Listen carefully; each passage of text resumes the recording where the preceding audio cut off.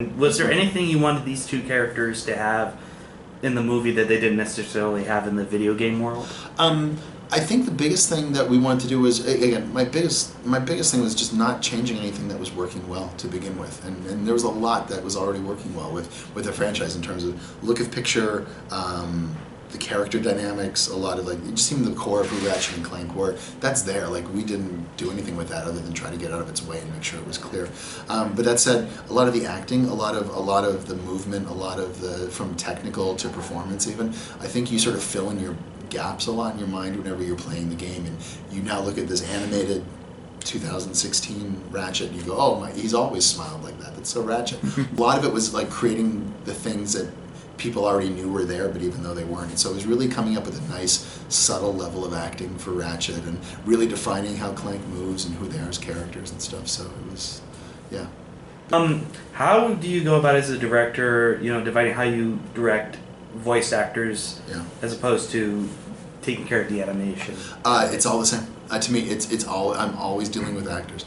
If an animator to me is just as much of an actor as the person doing the voice. And as you start speaking to the character, and I know if you're Ratchet and I'm playing Clank, because Clank's not in the room, I know what I need to get out of you, because then whenever I turn around and I give your voice to those 5 animators who are going to carve it up and then figure out how to make it do, I need to know what the intent was that you were going after. I have to take their intent and I have to be the one to judge to make sure that they kind of coincide. Another interesting thing that was brought up was how the voice actors were never in the same room together. Yeah. When they were making this movie, and I was curious, does that create problems for you as a director at all, or is it something you just sort of work with?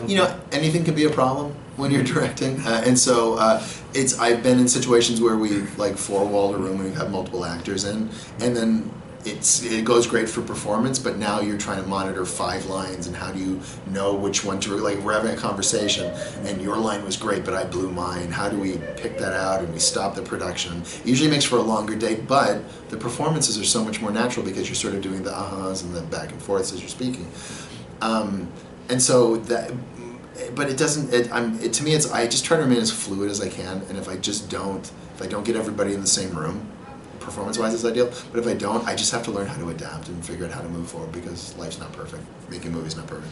And so, if I'm the one that can be the constant that goes between all those characters, and if I need to animate you later, I know that what our intention was with this conversation, or if I then need to go around and get these guys' lines, then I know the way that you were delivering your lines, and I kind of approximate where you were, so to make sure I really match up those performances. I read in the notes, you and your wife live in an RV?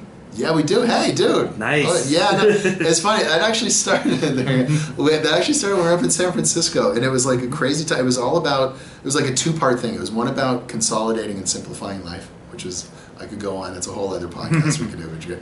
And then the other thing was the project we were working on up in Lucas was so open-ended. It would just be whenever George wanted it to be over, it was going to be over. So, and there was no other work for me up in San Francisco, and I was like, I didn't want to get stuck up there with an apartment lease and all that stuff. So we said, you know what? I bet you this is our answer. And dude, it's been the greatest thing we've ever done. It's going on 5-6 years now. 5. And life of Riley, man. I'm not complaining. It's great.